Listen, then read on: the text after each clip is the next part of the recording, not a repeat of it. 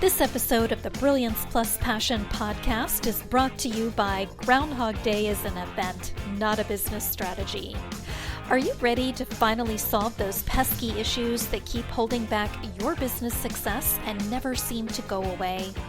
Embrace the power of the S.P.R.I.N.G formula that unearths the issues and opportunities burrowed beneath the surface, and grow your business so you thrive from your intersection of your brilliance and your passion. Claim your copy today at www.thegroundhogbook.com. Welcome to the Brilliance Plus Passion podcast. Join us as we celebrate entrepreneurs, business creators, and brilliant minds who reveal what they are doing to make the world a better place by being part of it. Be sure to visit our website at www.brilliancepluspassion.com. While you're there, subscribe to us via your favorite network. Now sit back, lean in, tune in, get your notepad and 2 pens ready, and let's get started. My name is Adam Homey. I am your host, and I am honored by your wise decision to tune in and invest in yourself today. The funny thing about this StreamYard is I got the camera pointed at me, and I'm never quite sure where center field is. Anyway, the Brilliance Plus Passion Project is all about when I encounter people who make the world a better place by being part of it and by their contributions to it. I want to have conversations with them and introduce them to you. I have my co-host here, Princess Alessandra Francesca. She's as excited as I am for today's conversation with Adrian Moreno. And I'm going to tell you just a little bit about him, and then he's going to tell you more of the story through our format here. So Adrian began his career inside the health and fitness space while also gaining unparalleled experience with hypnosis and NLP, also known as neurolinguistic programming, establishing himself as a behavioral transformation specialist, working with entrepreneurs to release the anxiety and worry that keep them from enjoying their life. And I remember when I first connected with him on social media, that's what he posted about. Now, some of the stuff he's moved into as a social entrepreneur is working on ending child suicide through gamification, humanistic psychology, and mainstreaming emotional intelligence, and spending his time designing and building this new product. And if he's not doing that, then you can find him speaking, writing, or watching The Office. Adrian, welcome aboard. Come on in. Thanks a lot for having me, man. Thanks a lot for having me. This is awesome. All right. So we have a 10-question format here, and the first couple are going to be not exactly repetitive of what I just said, but giving you the opportunity to share some things in your own words and maybe fill in some blanks I might have missed. So the first one is, how, in your words, does the work you do make the world a better place for your clients, customers, and the world at large? Well, at the end of the day, yes, there's a lot of adults walking the world, but if you look inside of that adult, you're going to find that they are a little kid just unsupervised inside of an adult body, acting like they know what they're doing, when in reality, we're a little scared. Now, whenever I say my work impacts the world, it's like everything that we're dealing with in the world today comes from it's a direct result of our decision, right? Personally and collectively, we make decisions that create the results that are the feedback for how we've been living. And if you look at the world today, right now, mental health isn't at all. It's like we have a pandemic of mental health issues going on right now all around the world. And when it comes to children are the second leading cause of death for children is suicide, which to me, it's kind of hard to get my mind around the idea of a young 8-year-old wanting to end their life.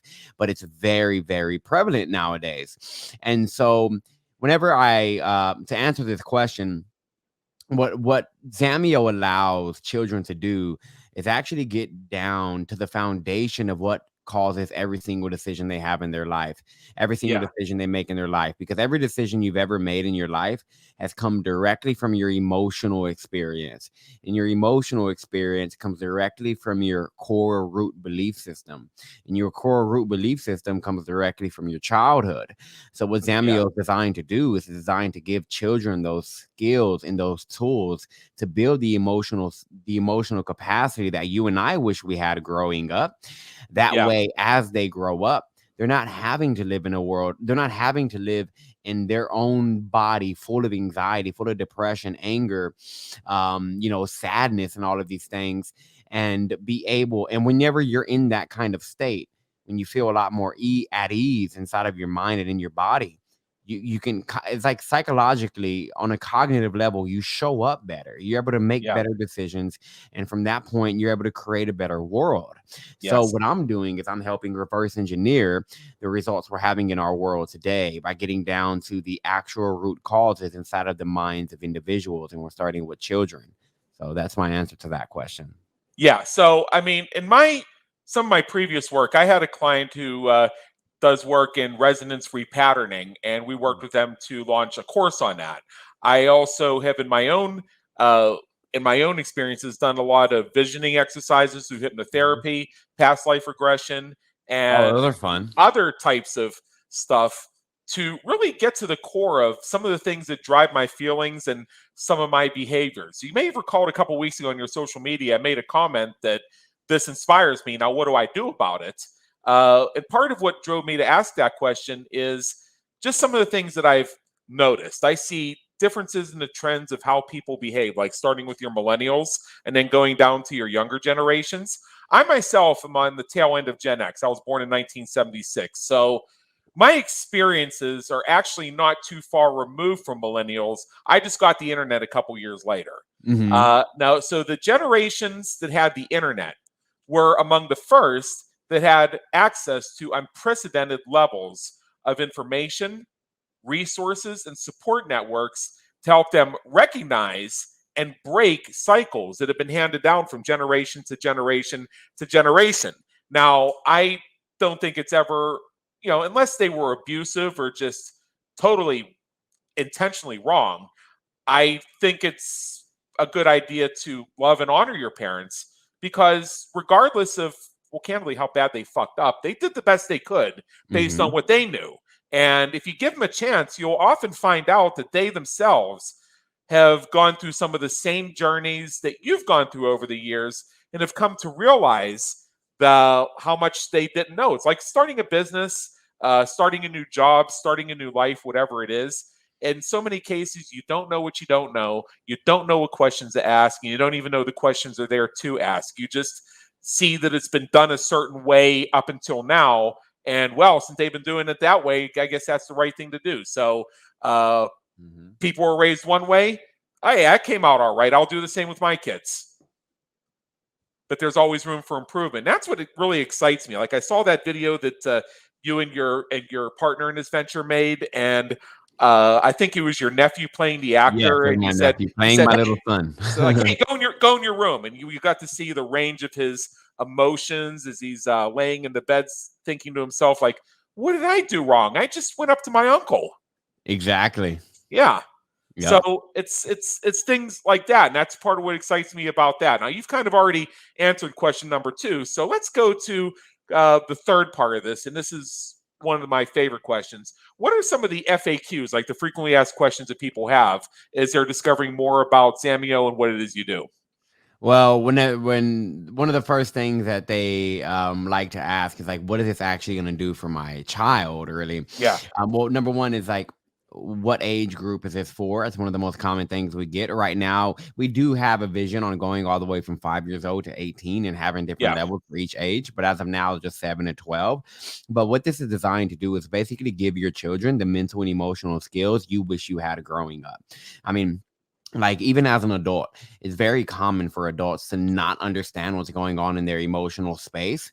Like they don't know what they're feeling, and if they're feeling something, they don't understand why they're feeling it, and they don't know how to get rid of the feeling. When I say get rid of the feeling, I don't mean ignore it. We're really good at ignoring yeah, feelings, but to actually let a feeling go, most adults nowadays struggle with this process. So what we're doing is we're basically going to allow children to learn how to utilize their breath, utilize their imagination. Like you said, you've done a lot of envisioning exercises. You can utilize your imagination to restore your nervous system. You can utilize your breath to reorganize your nervous system in a way that allows you to show up more optimally for the world. But basically, at the yeah, core fundamental level at the core of Zamio, it's designed to make Every children feel in their mind and in their body that they are loved, deserving, and enough and worthy of everything that they want. Because if you think that and feel that in your body, you don't end up experiencing a lot of the emotional challenges that people get whenever they're going through life and experiencing certain things. The second question that we get a lot is, will this actually work for me and for my child? Right? That's like a very common question, but it happens enough for me to like address it. And the fact of the matter is what Zamio is we don't teach a way. It's not like this is like, I mean, we don't teach the way. We don't have the truth Yeah. on how to live an amazing life. What we do is like, hey, look, this is how your emotions work. This is where they originate from. This is how your mind works. And this is like a user's manual to use these things to find your own way. You know what's right for you. You know what feels good for you. But we just want to make sure you have the tools to allow you to walk into the world with the capacity to handle every single challenge that life brings your way. So I would say those are the main questions that we've gotten up until now on this point, other than like, like what's the cost and stuff like that, and Yeah. that's very simple. As of right now, it's $297 up front and then $7 a month to be inside of the actual social platform with all the kids, which we can talk about. But aside from Yeah. that, I would say those are the main things. And then another thing is, what about me for the parent? Like for the parent, like I understand my kid's going to be going through this, but how can I parent better? Like if they're gaining the skills to be emotionally intelligent, what about me? Like, does it make sense for me to also learn these skills? And so we've also partnered up with a bunch of parent experts to build a course directly for parents. And when they sign up to Zamio, they just get it as a part of their membership. So that's one of the ways we want to make sure we're able to take care of the parents as well, make sure that they can show up better for their kids. Right. Right. What are a couple questions you wish people would ask? Oh, that's a good question. Mhm. A couple of questions I wish people would ask. I wish they would ask.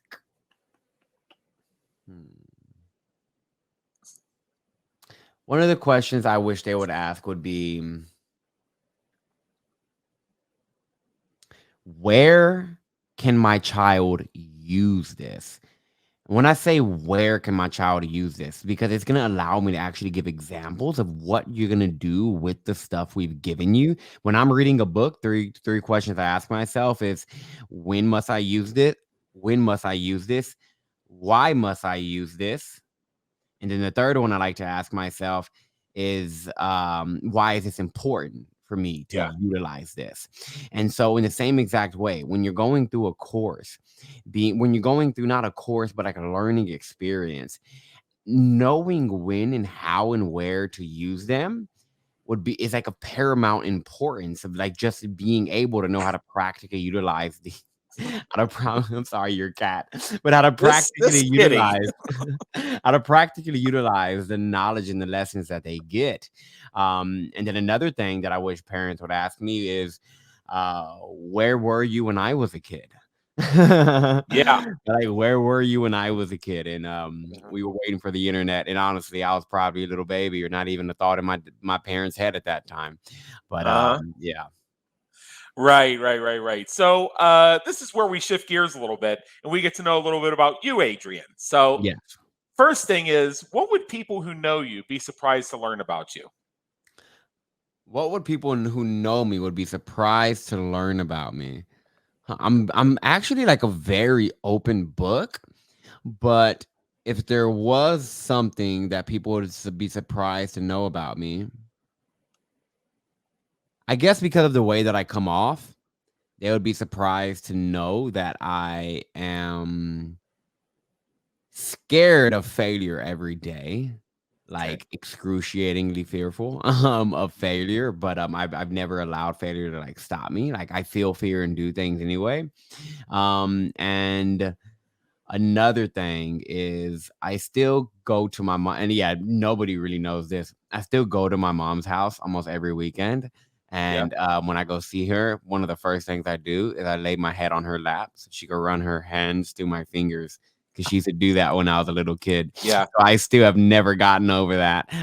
So I'm still 25 years old, going on 26, and like, oh snap, I turned 26 in 6 days. But still going to my mom and laying on her lap. That's one of the things I do. And lastly is my absolute, well, actually people know, but actually never mind, people know this, but the number one thing that I do with my free time is just binge watch The Office. That's what I do Yeah. all the time. Nice. What do you hope people say about you when you're not around to hear it?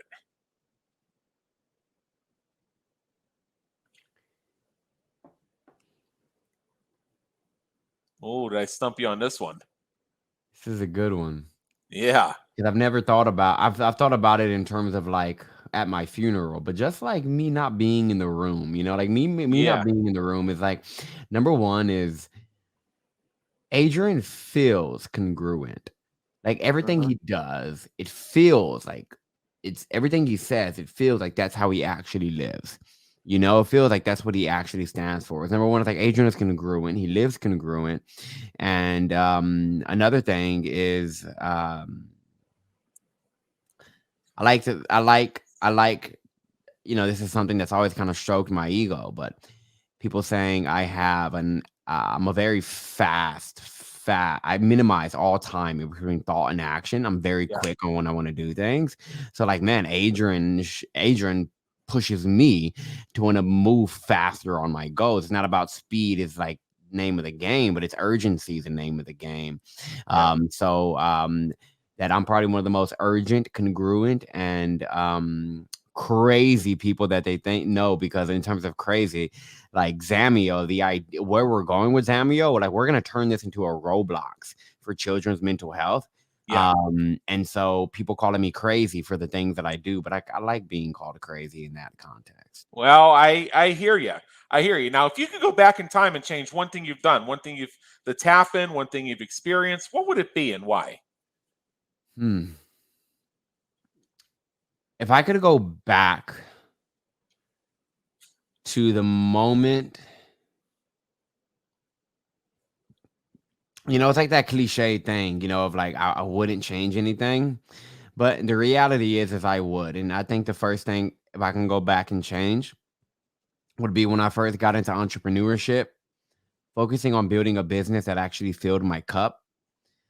Because I built my first business to over $500,000, but I didn't take time to be with my grandmother her last months before she died because I was too busy. And so my grandma literally passed away without me getting a chance to say goodbye, all because I thought that in order to be successful, you had to work 80 to 100 hours a week.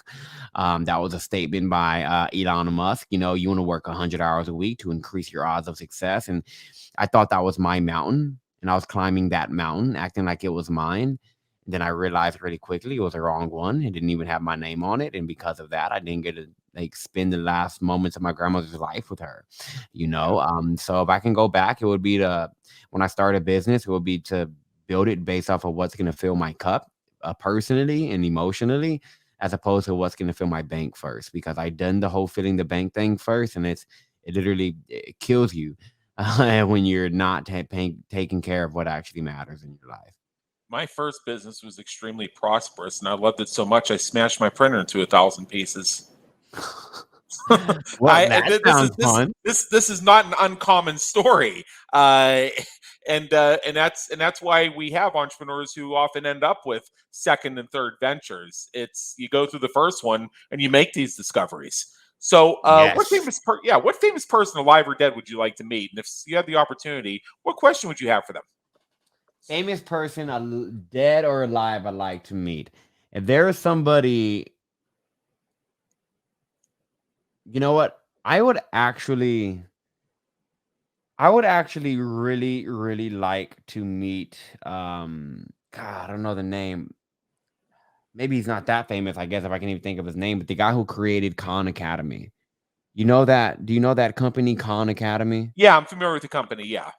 I want to meet that guy And the Okay. question that, and he's famous to me, entrepreneurs are famous in my mind, Yeah. like they're the Right. celebrities in my life. But Khan Academy, meeting that guy, and basically showing him my idea and then saying, what is every reason this thing would fail? And asking him that Yeah. question. Right.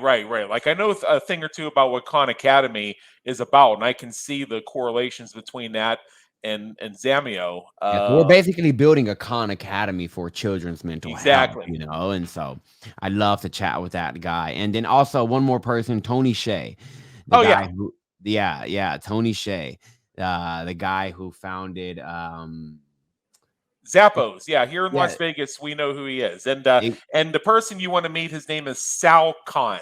Sal Khan. There you go. I I know looked it his up last for name you. is Khan. That's all I Yeah. know. But I would also love to meet Tony Shea to ask him, basically, how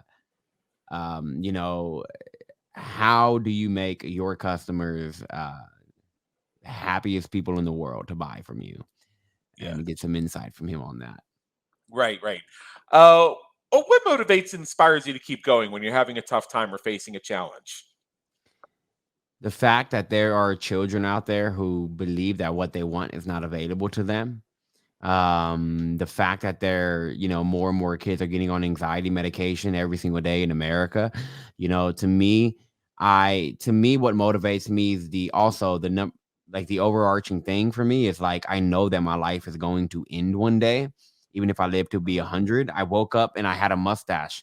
And I remember when I was young, I never thought I'd be 18. And then one day I woke up and I'm, 20, going on 26 years old. So I know it's going to be the same whenever I'm 100 or whenever I'm 90. So what keeps me going is the fact that I know there's way more ahead of me than there is behind me.